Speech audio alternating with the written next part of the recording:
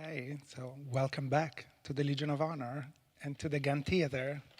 After a year and a half, yes, this is the first live program that we're resuming. It has also been enhanced, technologically enhanced for the occasion. We are live at the Gun Theater at the Legion of Honor, but we're also live on our YouTube channel and our Facebook channel. So this is very exciting to be streamed live around the world.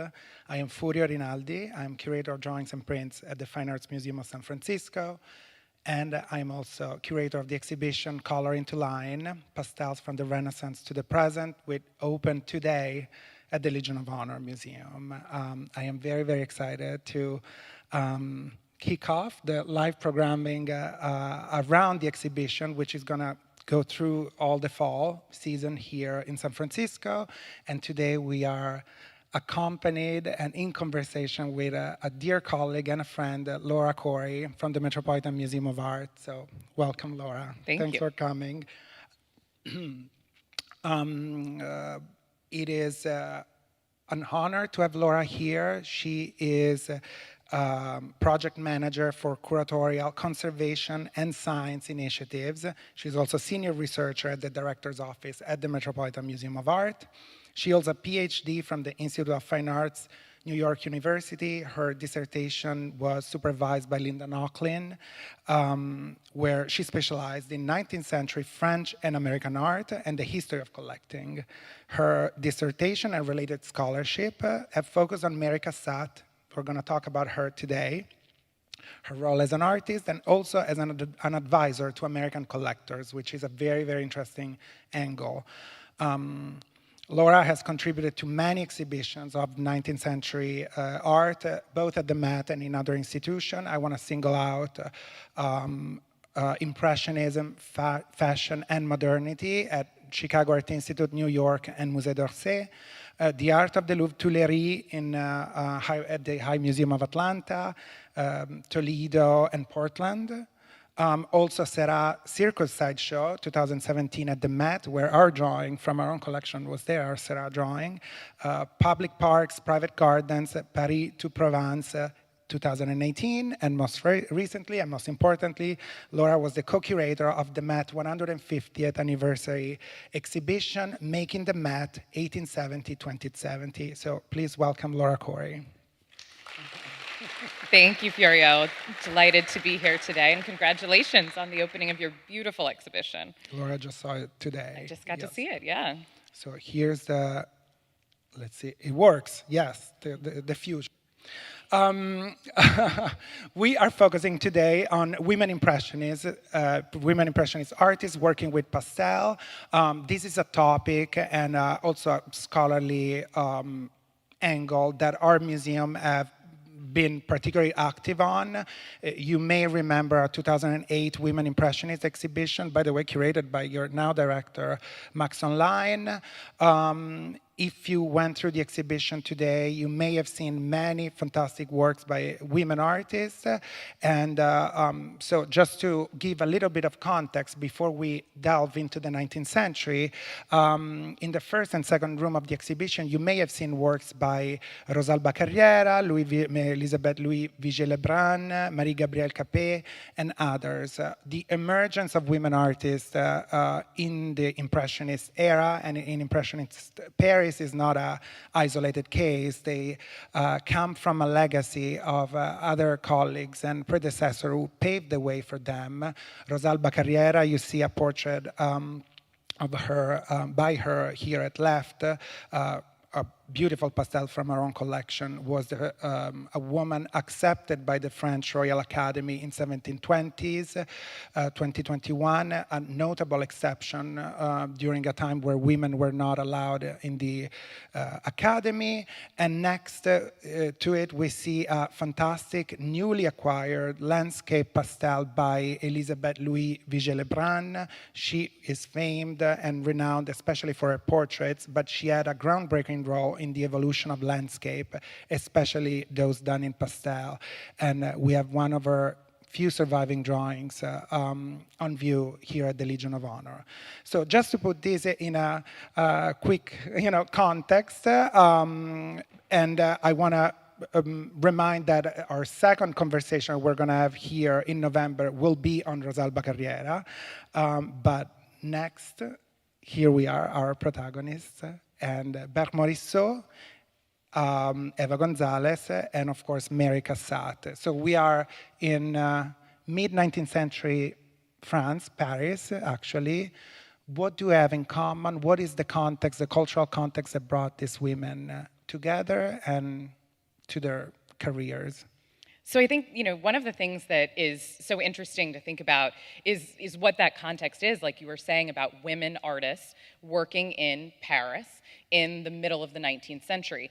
And there were many women who were working as artists, not all of them on this, much of a professional level. There were a lot of these amateur female artists working.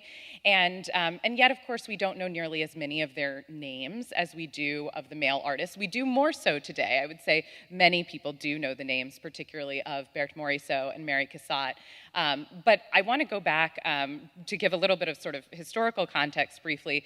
You mentioned my late advisor, the wonderful Linda Nochlin, who 50 years ago, so in 1971, wrote this formative article, Why Have There Been No Great Women Artists? And that provocative question that she asked had a major impact on the development of not just scholarship in academies, but the knowledge of women artists in the public.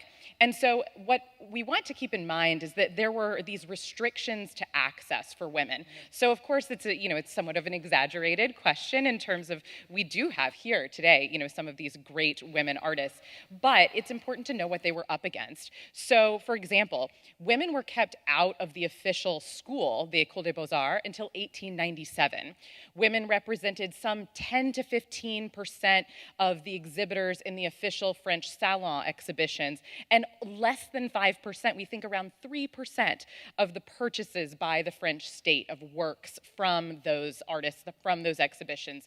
Very few recipients of prizes. Of course, there are exceptions, but there were these restrictions on training, also training classes for drawing from the nude model, which were considered essential in developing facility with drawing. And then also, there were these, kind of standards of propriety that women were not meant to pursue professional careers. They were supposed to attend to their domestic and maternal duties, so that was a restriction, as well as restricted from many of the spaces of modern life that became so important to the avant-garde. They couldn't just walk into a bar and start drawing the bartender as Renoir or, the guy was doing. Exactly. So it would have been, well, if you're unmarried, that's really impossible. Right. But even if you're married, you have to be accompanied by your husband, and so they were not. So they were restricted. So I think what we want to think about is that these women, and the ones who did leave these lasting impressions on the art world, really did so overcoming many kinds of obstacles.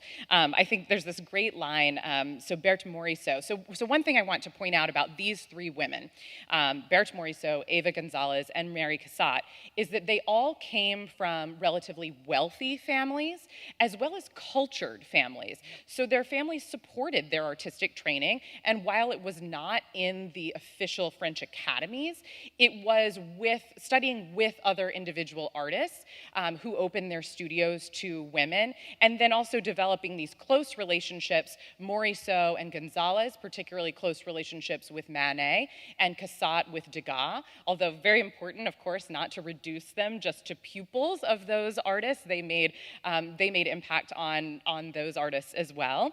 But I think that there's this great line from one of Morisot's early teachers writing to Morisot's mother. And Morisot had these two sisters who also studied art. And the teacher wrote, "Considering the characteristics of your daughters, my teaching will not endow them with minor drawing room accomplishments. They will become painters. Do you realize what this means? In the upper class milieu to which you belong, this will be revolutionary, I might say almost catastrophic." So I think that that's good to kind of keep in mind, as you're thinking about what these women, were up against. And then in the output of female painters and, artists, they were largely limited to what were considered lesser genres, so not at that highest echelon of painting subjects from history, mythology, religion, but portraiture, still life, genre painting, and this becomes really interesting to With this pastel. subject of pastel, these media of watercolor and pastels, which were not considered as serious. Well, according to the academic canons of that time, pastel was really, really low, and it was only applied to genre subject like still lifes, landscape, portraits, which were below the main canon, which was historical painting or religious painting. So not only they were women and kind of struggled, to have a career and emerge on their own, but also they were, in this case, as we will see, working with a medium that was particularly and historically disparaged. And I think that's also interesting to think about the context in which Impressionism arises. So Impressionism is, of course, this break from official tradition. It's a rejection of those standards of acceptance by display and the salon exhibitions. So really, in the most fundamental sense, what Impressionism was a series of 8 exhibitions that were independent. They were not juried exhibitions. They were not official exhibitions. They took place between 1874 and 1886. We have a dozen of these artists. 3 women exhibited with the Impressionists, which was Morisot, Cassot, and actually Marie Bracquemond. She was the other female who exhibited with that group, although Eva Gonzales is very closely associated with them. She, like Manet, never exhibited with the group, but was working with many of the same subjects and styles. So to think about the impact that Impressionism has had to this day, the great, enduring appeal, the influence on other artists as something that was really, fundamentally was this group of independent painters who exhibited together just 8 exhibitions over 12 years, I think, really makes you think about why was it they had such an impact. Absolutely. I would say let's start Absolutely. with the first one. You mentioned her, Vermorisso. She is a founding member of the group. She was present, I believe, in all of the exhibition. Just one when she had her daughter Juliette. She took 1 year of break, rightly so. And she is here represented by 2 works from our collection in San Francisco: the etched portrait that Manet did of her, and a beautiful watercolor of haystacks. So this is kind of an iconic subject for the Impressionists. The one by Monet, they're very, very famous and celebrated and collected. Lesser known, the one by Morisot, although she did them earlier than him, as the date of this watercolor proves. So who is she? What's her relationship with Manet, and what can we know about her? So Morisot was born to a high-ranking government official. Her father had also actually studied architecture at the École des Beaux-Arts. So as we're thinking about, these families who supported their daughters in getting at least some kind of training, even if they didn't really intend for them to become professionals. And her mother was apparently descended from the great-great-niece of Fragonard, so one of the great 18th century painters. So she was born in Bourges in central France, moved to Paris as a child. As I mentioned, she and her sister studied with several artists. One who made a very important impact on her was Corot. And Corot, who she met in 1861, was working en plein air, so outdoors, which was, of course, very important to the Impressionist artists who were very interested in capturing light and capturing what they saw around them. And I believe thanks to her apprenticeship with Corot that she had access to the salon. Yes. To be admitted at the salon, it is an acknowledgement, of course, a critical acknowledgement, but most importantly, allows artists to sell their works and to live of their art making. You have to be somewhat a descendant of, a great other artist, and she leveraged that. Absolutely. That early work with Corot, in fact. And so she begins exhibiting at the Salon in 1864. She meets Manet in 1867-68, and she becomes a frequent model of his right from the outset. So she is sitting in his studio, absorbing things from him. They had, I think, a very spirited relationship between the two of them. She marries his brother in 1874, which is the year of the first Impressionist exhibition. And like Furio said, she exhibits in all of those exhibitions except for the one after she had her only daughter in 1878. And she plays this important role in organizing those exhibitions. So and funding. yes, in funding and in organizing. So we'll come back to that with Mary Cassatt. But these women were not only, passive participants, but were very actively organizing, promoting, and helping to sell the works of art, which is, of course, essential to establishment. So she dies in 1894 at the age of 54. But her work is, in the context of the Impressionists, and if we just pause there for a second too to just, think about what they were doing and how that relates to, I think, our subject matter and pastel, they were looking to, break from official tradition, but they were appropriating many of these genres like landscape, but especially like genre painting, portraiture of friends and family. They took on some of those subjects that had been associated with women, and they took on media like pastel that had sometimes been disparaged, sort of relegated to a lesser status because of an association with femininity. And you see that in some of the criticism of Impressionism as a whole, is that the critics, and really I think they do this as a way to kind of disarm the avant-garde, something new that seems kind of threatening, they dismiss it as, kind of lacking virility, as being sort of frivolous subject matter. But what they do is that they embrace modern subjects, so they're looking at the world around them, capturing it in a spontaneous way, and that's one of the things that where pastel becomes so important. Because of the quick ability to capture subjects, and they're engaging with subject matter that hadn't always had such a high status. Absolutely. We are seeing now the pastel that is on the show by Vermorisso. I want to point out that this is a fantastic revelation of the exhibition. It's been seen publicly since probably the posthumous sale of Vermorisso works in 1896. The work was featured at some sort of a legendary auction that the Impressionists put together. Morisot, Monet, Pissarro, and Sisley. They were managed by Durand-Ruel, the gallerist of the Impressionists, that they were trying to reach a broader audience and a wider clientele other than the one offered by the gallery system. So these four artists decided to put together, pool their works, and do a public auction at Drouot in Paris in 1875. It was a catastrophe. It was a commercial failure, a critical failure, of course. Nobody could sell a thing other than Vermorisso. She sold all of her 12 lots, including this work, Blanche. It's her niece, which is shown here for the first time. So very exciting to see it on display.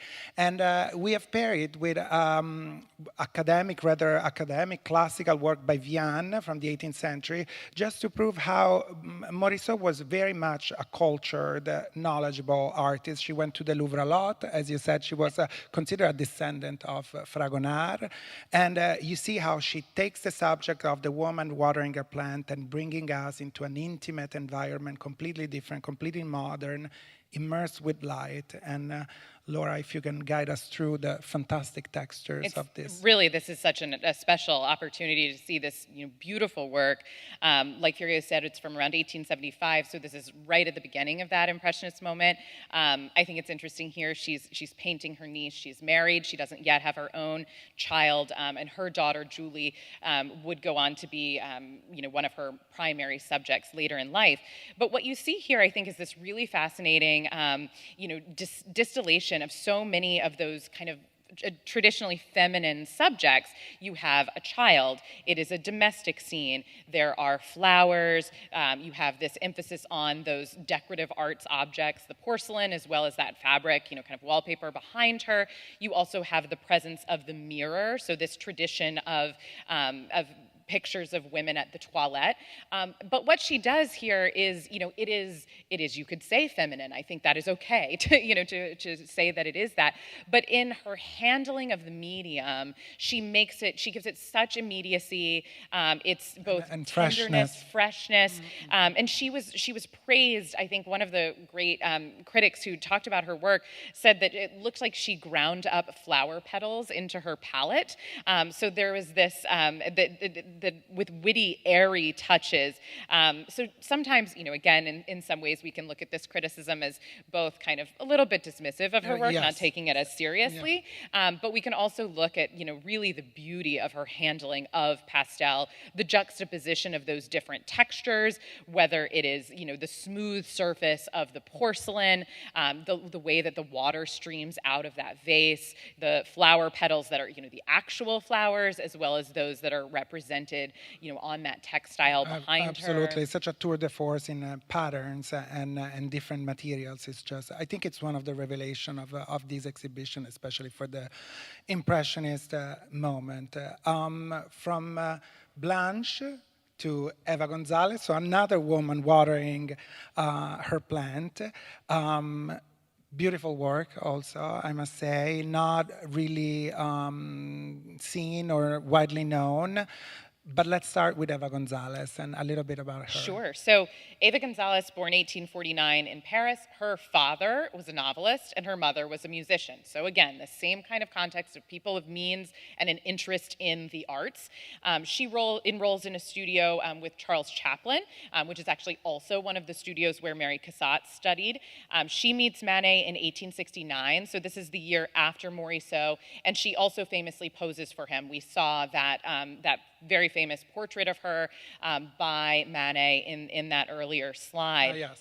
And here I think there's a great line that I thought I would share for you with you from Morisot, because they were both posing for Manet at the same time. She says, Manet preaches at me and offers me the inevitable Mademoiselle Gonzales as an example. She has bearing, perseverance. She knows how to carry something through, whereas I am not capable of anything. In the meantime, he begins her portrait again for the 25th time. She poses every day, and every evening her head is washed out with black soap. Now that's encouraging when you ask people to model. So thinking about the dynamics, and this again So we goes see to pastel. here to the left Vermorisso portrait by Manet. To the right, it's an Eva Gonzales pastel in the exhibition. Note the similar dress. I know, Laura, you are also an expert of fashion from the period. You work at the beautiful Impressionism and fashion exhibition, as we said before. But what is interesting here, just about what you just said, Manet chose to portray Eva Gonzales in his portrait as an artist, as a working artist, kind of promoting her career.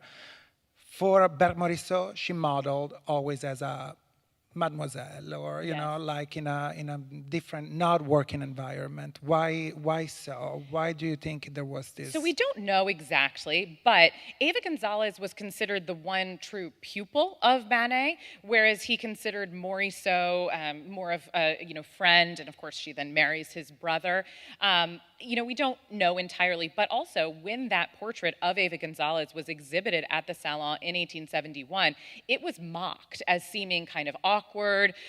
She was wearing this totally impractical dress, another one of these diaphanous white dresses. And as Furio mentioned, the connotations of those dresses were important. Those were day or morning dresses. They had an air of kind of casualness, this authenticity of what women were actually wearing in the moment. And then, of course, they offer this opportunity for the artist to represent these diaphanous materials. So I love the details that you see here of the motifs that are on these dresses, which almost look like they're the same dress. They're not quite the same dress, but the little floral motif, maybe violets on the one by Gonzales. Yes. It's and it's sheer. And it's on sheer, top, exactly. So like looking at the fantastic. differences in texture, but also I think what that Morisot quote makes us think about is one of the advantages of pastel, particularly for portraits, is that it was a much quicker medium. So, Morisot talking about, this torturous experience for many models of sitting for portraits again and again, day after day.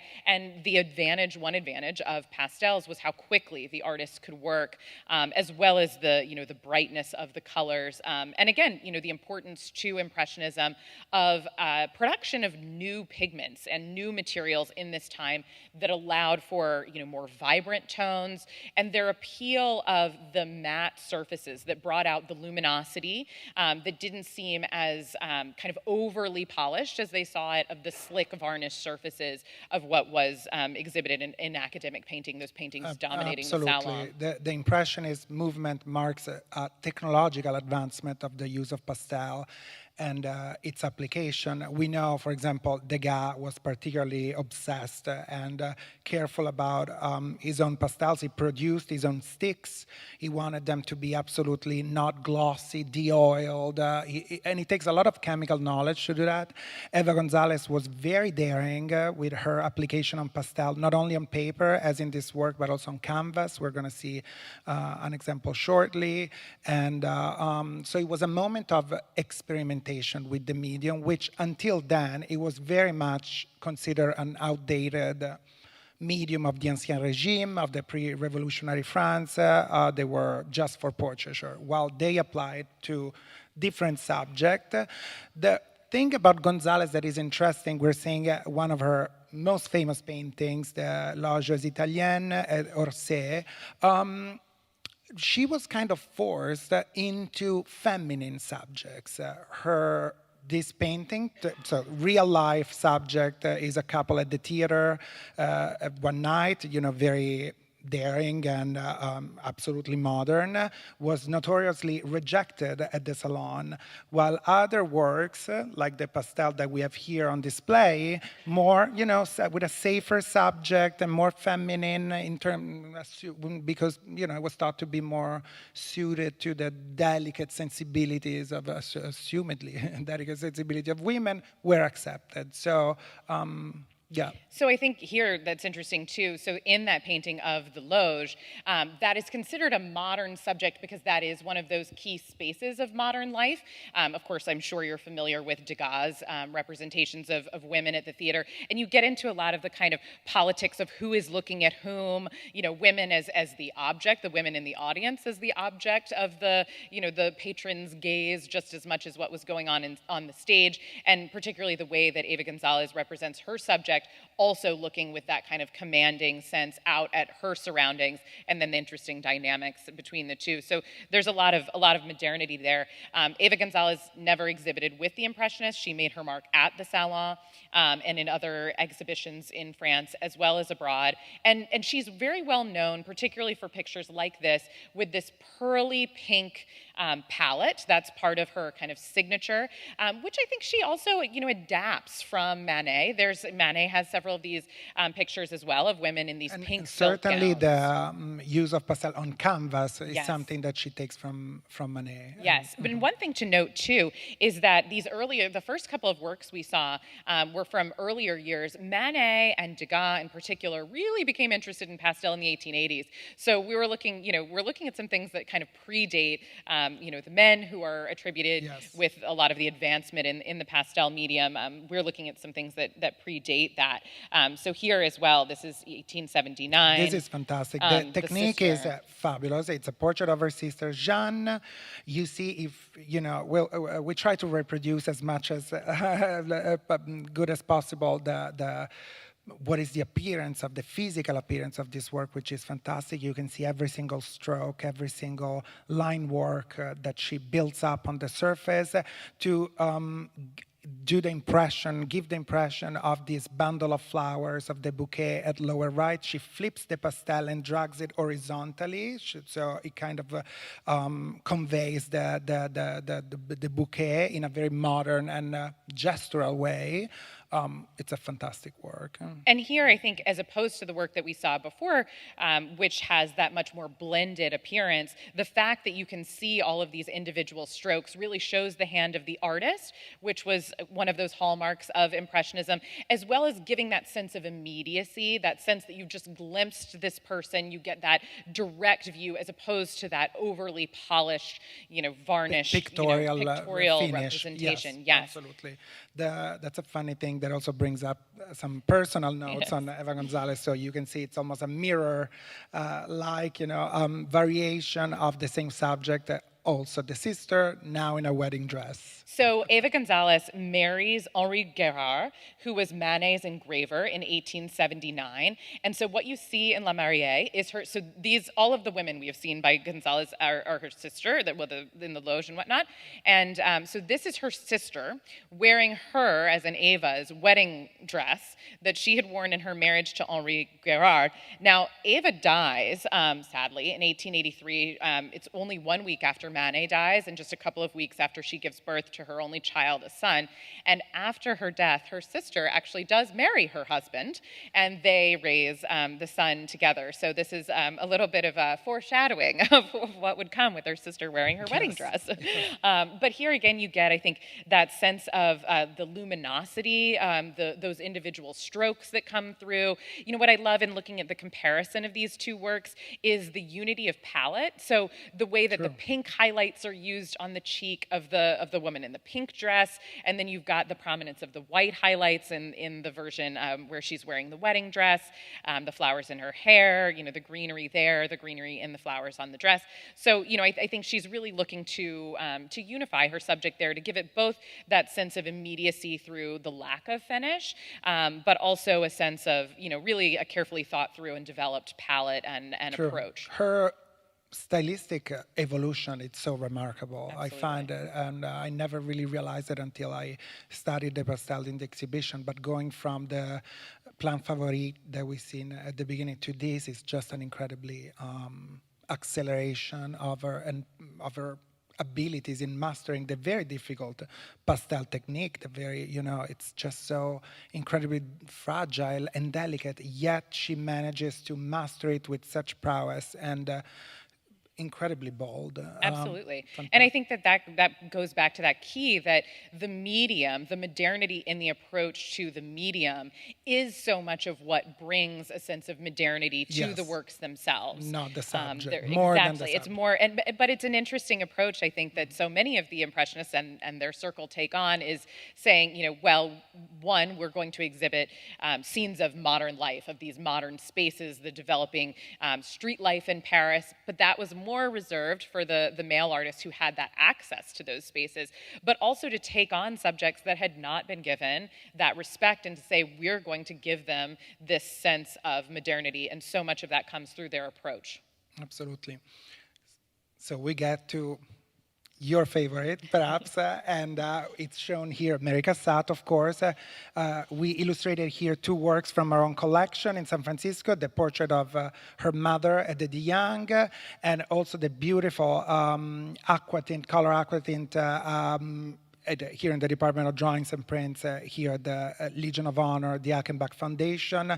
A side note, I don't know if you know this, Laura, when this work was acquired in 1980, it was the highest prize ever fetched by an American print. Oh, yes. By man or woman, yes. So it was really an incredible result and really a reflection of her importance as a graphic artist. But Cassatt, how did she arrive in Paris? What's her story and her background? So she's born, again, into a wealthy family. They're American. So she's born in Allegheny City, part of what is now Pittsburgh, born there in 1844. And her family is primarily bankers. They are of French descent, part of them, Huguenot ancestry. And so one of the formative moments is that Cassot spends several years of her kind of mid-childhood, 1851 to 55, in Europe, where she begins to see great art that is not at that time available in the United States. And that makes a lasting impression on her. She then studies at the Pennsylvania Academy of Fine Arts, but she quickly makes her way back to Paris, 1865. She studies in the studios of various artists, including Charles Chaplin, who Eva Gonzales studied with. And then she takes on some really ambitious travels, starting kind of in Paris, working her way around France. No, accompanied. Yeah. So again, this is like one of those... You have to have a chaperone. You have to have a chaperone. So her mother chaperones her for part of it.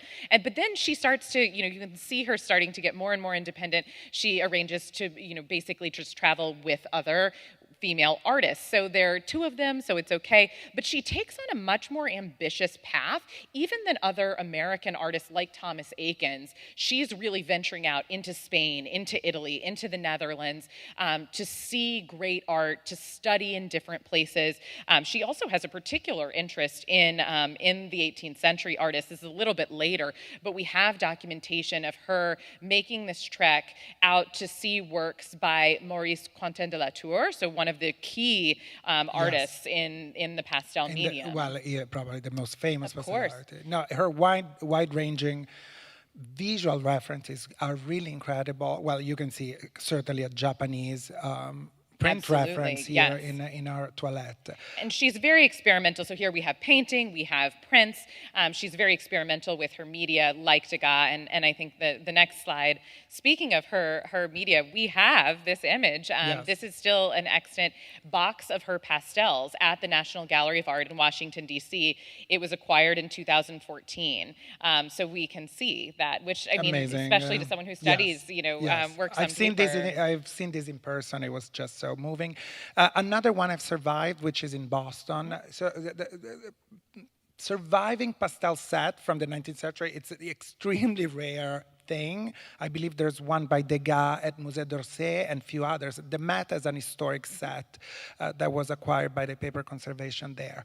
But I want to ask you, since it was the subject of your dissertation and your scholarship, after that, how did you come up with, become in love with Mary Cassatt? When did it start? I remember, and this is actually, so Furio and I know each other originally because we were first interns together at the Met. I won't say how many years ago now because it started to make us feel old. But anyway, we knew each other there. And it was when I first came to New York for graduate school. I was spending time in the galleries of 19th century French paintings at the Met. And it struck me that almost every work that was really jumping out at me had this credit line that it was a gift of the Havemeyer family. And so I remember looking into that, and they were a family that was, Henry Havemeyer was the so-called sugar king, so they had a monopoly over the sugar industry. And then I found out that both he and his wife, Louisine, were both very important collectors and had been advised by Mary Cassatt. And I thought, aha, this brings together so many of these things that I had been interested in, women artists, the history of collecting. And I believe this art. one has an Havemeyer provenance. It is. So the right? reason this pastel box survives is because Mary Cassatt gave it to one of the Havemeyer daughters, who just kind of held onto it, and it passed through and has survived that way, which is great. But she does have this huge impact on spreading the taste for first Impressionism, but then many other things to America, and it is predominantly through her relationship with this Havemeyer family, as well as with a dozen other collectors, from Boston to Baltimore, Cleveland to Chicago. She doesn't quite make her way out here to San Francisco, but over her entire career, she's advising Americans to buy works by first the Impressionist circle, but then all kinds of other things, old masters, as well as Japanese art, decorative arts, all kinds of things. So that's an important part of also the references in absolutely. her work. And I invite you to have a look at Laura's lecture. It's on YouTube. She did at the Frick Center for Collecting about Cassatt's role as an advisor and the promotion of Impressionism in America. Before watching that lecture, Laura, I haven't realized how much of the Impressionist collection in the United States are really an expression of Cassatt taste and her role as some sort of a dealer advisor for, so many. And although San Francisco was not in our radar, we're lucky to have, this work, Absolutely. for example. This comes from the Handley bequest of 1969. Originally, it was in Pennsylvania, collected in Pennsylvania. It's one of the few, I believe 3 only works by Cassatt that were owned by Degas. Degas was also an incredible collector of old masters and all sorts of things. And in his collection, he owned this work. When sold by the estate of Degas, it was stamped with a stamp on the back of the drawing with Degas' signature. And for the earlier, an entire period of this drawing life, it was attributed to Degas because of that stamp. So only when it entered the museum, finally, it was recognized as one of fantastic early pastel studies by Degas, and if you can tell something about beautiful. it. Beautiful. Yes. So Cassot, she says, so she first sees Degas' work, and what she first sees is his pastels, and she says that it changed her life, that she saw art then as she wanted to see it. And interestingly, he discovers her work right around the same time, and he said, there's someone who feels as I do. So they kind of instantly bonded through, this kind of kinship in their work, although I also can't help but note that Degas at one point said about Cassot, "No woman has the right to draw like that." So certainly a sense of admiration. He meant it as a compliment. He means Yes, it, of yes, course, yes. as a compliment, but with those very much of its time. So here, I think what you see that's just so outstanding is the boldness of Cassot's work, of her choice of colors, that real desire to get those bright, fresh, unmodulated, unmixed colors, and also the juxtaposition of complementary colors, which shows that she, and this has a similarity with Degas, were reading scientific theories of the day that were talking about how if you juxtapose colors that were opposite each other on the spectrum, that it would add luminosity to the overall impression of the works.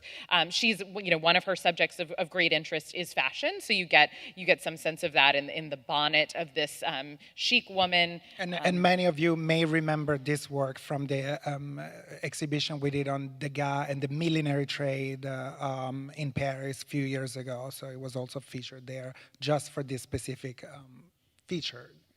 Absolutely. Really fantastic. And speaking of the millinery trade, right? millinery trade, here she is. And here she is modeling for Degas. Yes, right? so here she's modeling for Degas. Cassot was a chic woman herself. She was very interested in her, in shopping and her wardrobe. And so here she is posed in a milliner's shop. This is a work from the Havemeyer collection. So this is a work that was owned by those collectors that she advised for such a long time and given to the Metropolitan Museum of Art. A pastel. And it is, no less, a pastel, but a very large one. And then we also have the Degas that you see in the exhibition, yes. Which is one of his late pastels. And one reason we wanted to talk about these together is, again, that very important relationship between Degas and Cassot. These two were very much influencing each other. I think that is, an essential component of understanding their relationship, is that Cassot was not just a student of Degas. There was a fantastic exhibition at the National Gallery of Art in 2014 called Degas Cassot that looked at their relationship. They were both very strong personalities, so they would kind of go in and out of feuds and these kinds of things, but they were both really interested in experimental approaches to media and to subject matter and all of these things. And so Degas did this series of women bathers, which he debuted at the last Impressionist exhibition of 1886, though this one is much later even than that. And interestingly, so this would have been far too risque of a subject for a female artist to depict, because it's showing women bathing in these, kind of crouching and drying themselves off in these completely unfeminine, poses. But Cassot adores these works. So not only does she have them in her own collection, but she promotes them to almost every single one of her advisees. Not all of them, bite on those purchases, but many of them do. So, for example, at the Met, we have 6 from the Havemeyer collection alone, which is fantastic. But there's some of the daring works. More the dancers. Was she promoting more the dancer, which are I think a sort of safer. Both. Yeah, both. I mean, she often many of her collectors. She starts them with Degas dancers, and there were so many. Just more as an entry level. As like an entry level, yes. yeah. But there were so many more of those works. You see more of them. There aren't so many of these bathers, but there's some of the most, I think, strikingly modern. That real. I think of abstract expressionism when you see the background of a work like this Absolutely, one. And especially when you see it in person, it's just, as you said, it's one of the many reiteration of the subject of the woman drying her neck or after the bath, but none of the other version reach the pitch of intensity, almost on fire of this large late work. It's really Absolutely. such a masterpiece of our collections. And fantastic. yes, we have analyzed it, and some of the results of the analysis are also on the catalog. Moving on with Cassat, we see in the exhibition her second phase, I would say, this stylistic shift towards a more monumental, robust, classical style manner, which I particularly prefer. I really like the later Cassat somehow, shown here by the portrait of Sarah with her dog. And also we have another work in the collection, which is not on display, which is the portrait of her nephew. And so what can we... What should we know about these two works? You know, Cassot is, I think, especially recognized as an artist who depicted mothers and children, or children. She never had any of her own children, which is interesting. So her subjects, which these two works represent, were the children in her family. So this is her nephew Robert Cassot, and we know that this was created when he and his family. So his father was Alexander Johnston Cassot. Cassot's her brother, who was very close to her. He was actually a president of the Pennsylvania Railroad, so very successful in his own right. And during a kind of hiatus in his career, he stopped working, and also their sister had died. They go to spend a good deal of time in France with Mary and her family. This is actually one of the main times when she starts to convince him to buy Impressionist art, which has a great impact on the Philadelphia There's a famous collecting scene. portrait, I think, of him and his father together in Paris. And right? so there are lots of notes in their diaries and whatnot about the time they spent posing for her during that trip in 1882. And then the work that you have on the right is Sarah, who is, we don't know a whole lot about her, but she's one of these children, so not a relative of Cassot's. She's a child who lived in Ménil-Théribus, which is where Cassot... It's a town in the countryside of Paris. Okay. So Cassot had this chateau, Beaufrain, where she spent most of her later years of her life. I think also it's worth pausing on the fact here that, you know, Cassot is an American artist. She's from America. She's trained in America. Of course, here in America, we are happy to claim her as one of our own. But she spends her entire adult life, from the time she's 30 until her death in her 80s, in France. She lives there. She only visits the U.S. 3 times as an adult.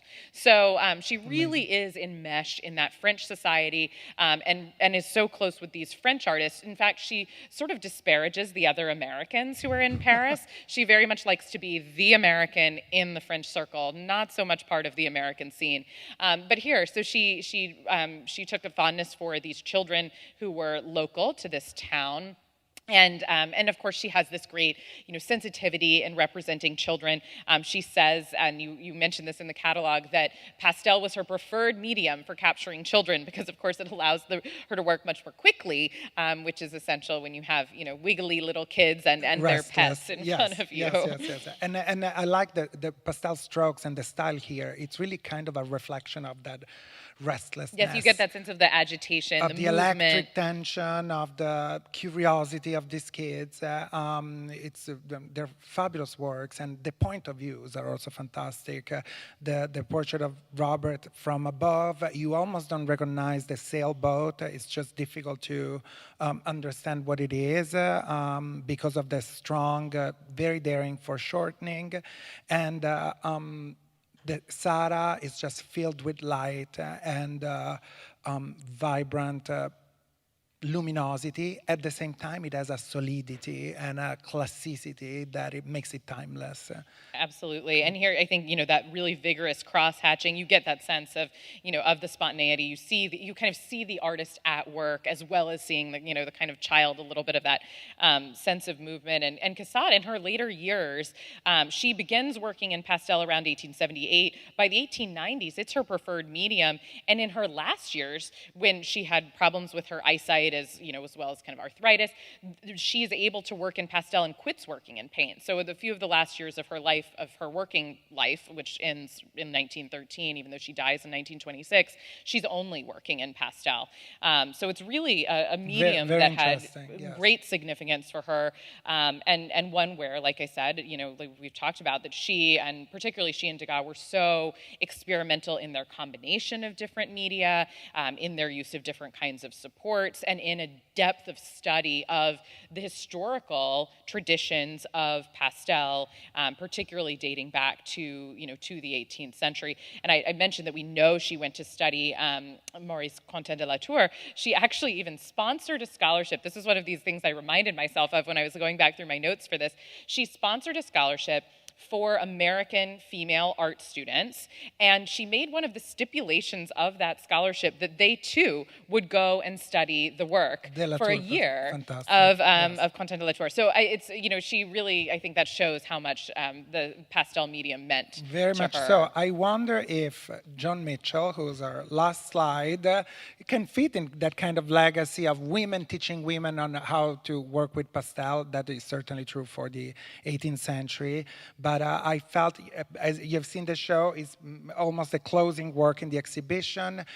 John Mitchell, great American expressionist artist. She's celebrated right now at SF MoMA with a beautiful retrospective. She moved from Chicago to France as well, like Mary Cassatt in a way. She bought a house very close to Giverny, the legendary garden where Monet was working, his workshop and garden. And she was very much inspired by the Impressionist work and work with pastel. So I thought it would be interesting to see her close to the beloved Impressionist artists and women artists also that she may have been inspired by. Absolutely, and she's a great kind of character too, who she's so closely associated with, having studied the works of Monet, particularly his late works he was making at Giverny, like the water lilies. And of course, you have such beautiful ones here too, and those works that bring you right up to the surface of the picture. And I think especially here you see all those gestural movements, the dominance of blue, although she was also known to distance herself, as sometimes often artists do, where they were looking at a certain artist, yes, but they claim, no, I don't have any particular affinity. So I think she's, but really someone who is very much in that kind of tradition of, being in those environments, but also really pushing forward and making the medium her own for her own era. Yes. It really shows the long-lasting impression that all these fantastic artists have, affected others more close to us. So now we have time, I think, for a couple of questions. We have also put together a slide with some suggested readings in case you want to know more about Morisot, Gonzales, Cassot, and their work with pastel. Here, question. I cannot see a thing, but there's our friend Maria. And yes. Hi. If anyone has any questions, you can raise your hand, and then I'll read them into the mic. And from the internet also. I know that the YouTube people can also drop some questions, and we're here to answer. Any pressing questions? Yes. Go ahead. One.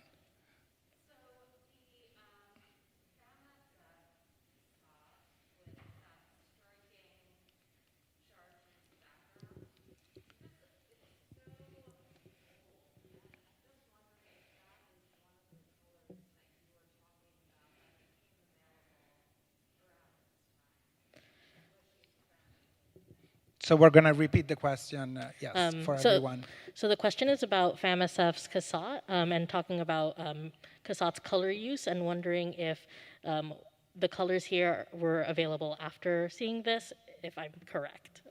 So I think this is great. I love the color palette here. This chartreuse contrasted with the pinks, and this is also, you can see this in some of the works by Degas around the same time. So these really bright colors, I actually think, are not even what we typically associate with Impressionism.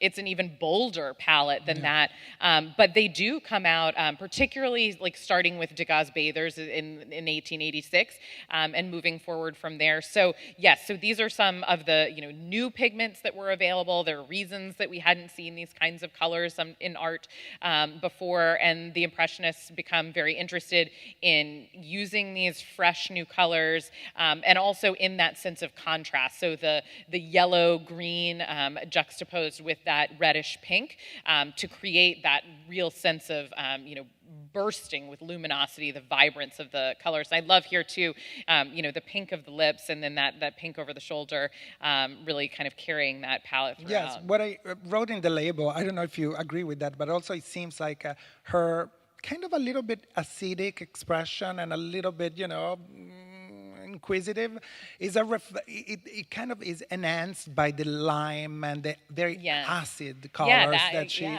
shows, the overarching brows, and everything is part of a whole. And I love here how you can see in the detail too that blue, that it's really a bright blue color that she uses around the eyes. So very daring, and at the same time, Cassat brings you this kind of confection finish of the 18th century, which shows how knowledgeable she was in terms of art history and the past. And so it's these two different worlds of modernity and tradition that coexist. Absolutely. Thank you. Yes.